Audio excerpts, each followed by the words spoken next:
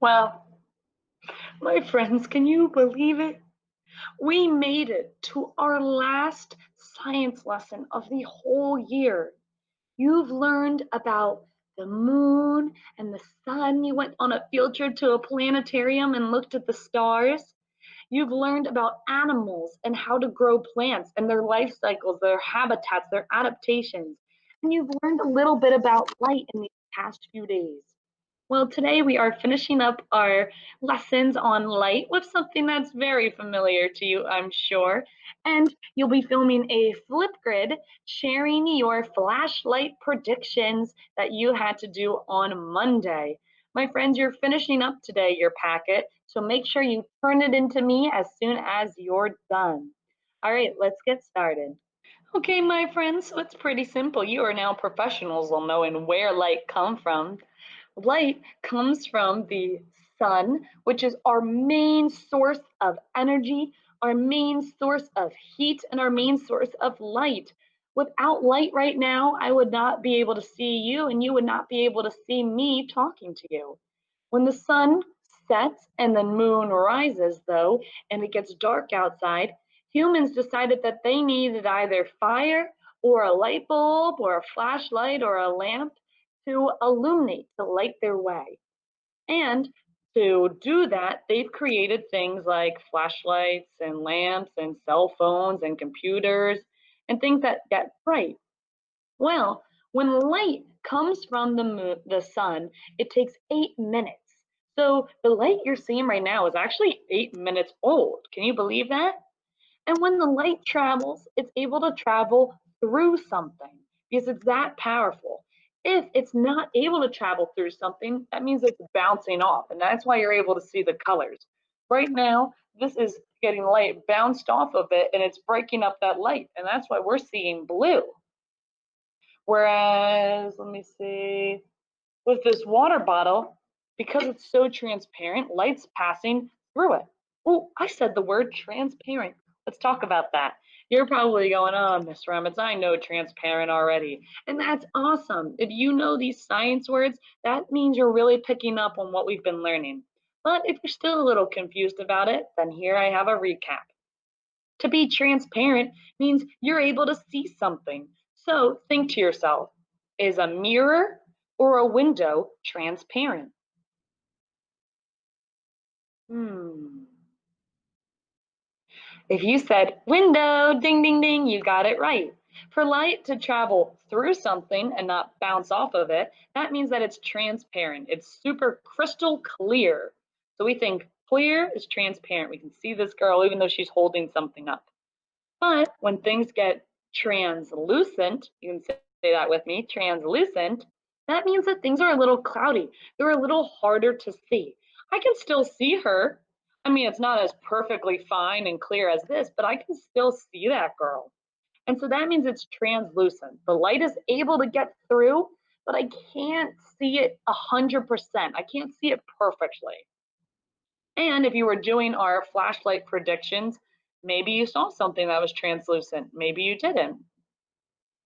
The thing that's really, really clear is that if you can't see light, or if you can't see through something, if I can't see through my mouse right now, that means that it's opaque.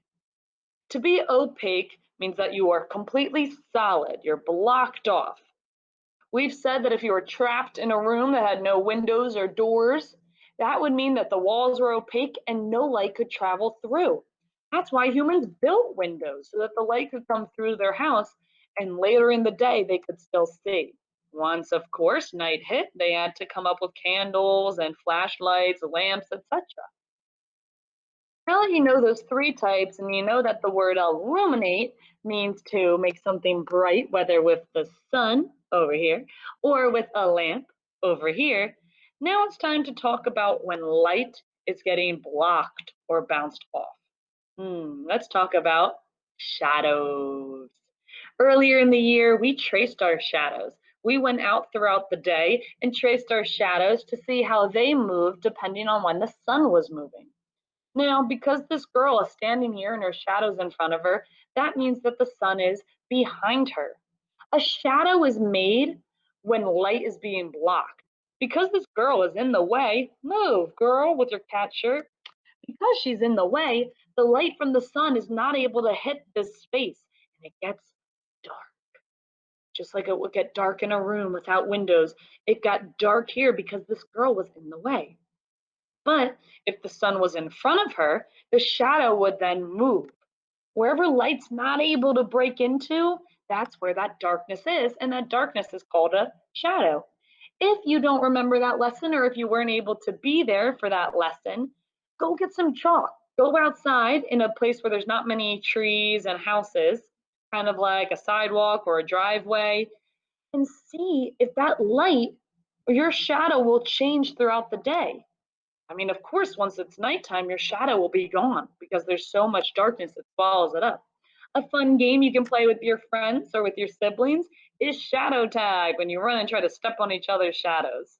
So you can enjoy playing that. That's when light is blocked. But what happens when light bounces off something? What do you think that might be? Earlier, I gave you a hint. Hmm. Well, when light bounces off something, that is called a reflection. Yes, I have a picture of a shadow. That is called a reflection. When light bounces off something and shows exactly what it was looking at, that's a reflection. So here I have Pooh Bear. He's waving to himself, thinking that he has a twin all of a sudden. And it's because this puddle is so clear and it's so still that the light from the sun that's coming, it's going boom and bouncing off, and it's showing exactly what he's seeing. If you ever hold up a water bottle and look at it, you might see a little bit of your reflection. If you ever look at water, you might see a little bit of a reflection. But the main time we see that light bouncing off and showing us what we see is in a mirror. Look at this little girl. We can see her face even though we're standing behind her. And that's because the light that was coming at this mirror is bouncing off and showing us her face instead of going through like a window. Now, I know you might say, well, Miss Remit, sometimes I see my reflection in the window. That's because it might be a little dirty, or maybe there's not that much light where you are, that it can't really pass through. Maybe it's difficult for the light to pass through. I mean, right now I see a reflection of myself in my computer screen. Reflections can be a little difficult, but all you really need to know is that a reflection is when light's bouncing off and a shadow is when it's black. Those are the last two things I really wanted to share with you. And now I want to show you what you'll be doing to finish off your science unit. Today, you have only 2 pages left in your homework, and then make sure you turn it into me. You have, of course, you have to organize and match transparent, translucent, and opaque to the right ones here. I've been doing that every day with you so that you can get stronger with it. You also have not a science, but a writing activity. Isn't that funny? This has to do with books you've been reading. Something called a spotlight is when you're on a stage and the light is only shining on you because you are the best. Well, let's do a character spotlight. Pick a book that you read this week, and if you're on the computer, you'll be typing the name of your character. You'll be either drawing or putting in a picture from your PowerPoint, and you'll be typing the answers here to these questions. What does your character look like? What does your character do? How did your character feel in the story? And why do you like your character? If you are on paper, of course, you'll be doing the exact same thing, but just with a pencil. I can't wait to see which characters you pick. It's kind of like a Flipgrid reading log postcard, huh? Speaking of Flipgrids, if you go to today's lesson, I told you in my other video on poetry that the first Flipgrid is for your poetry sharing. The second Flipgrid, when you click on it, you will be taken to Wednesday's science lesson, science Flipgrid. You can see I have Batman here with his flashlight, and he'll be talking about what you did earlier in the week on Monday when you took your flashlight and had to shine it on a rock, a mirror, paper, a water, and a window. And maybe you shined it on some other things in your house for fun. Tell me if your predictions were right. Did you think light would pass through it or no? Why did you think that? And then tell me what actually happened. I can't wait to see and hear from you and your classmates if your predictions were right or wrong. And it's okay if they were wrong, because now you're just learning about how powerful light can be. Well, my friends, that's all for me today. I hope you have a great time filming your Flipgrids. Make sure to turn in your packet when you're done, either online or sending me a picture. I will see you tomorrow and can't wait to end the week with you. Have a wonderful day. Bye.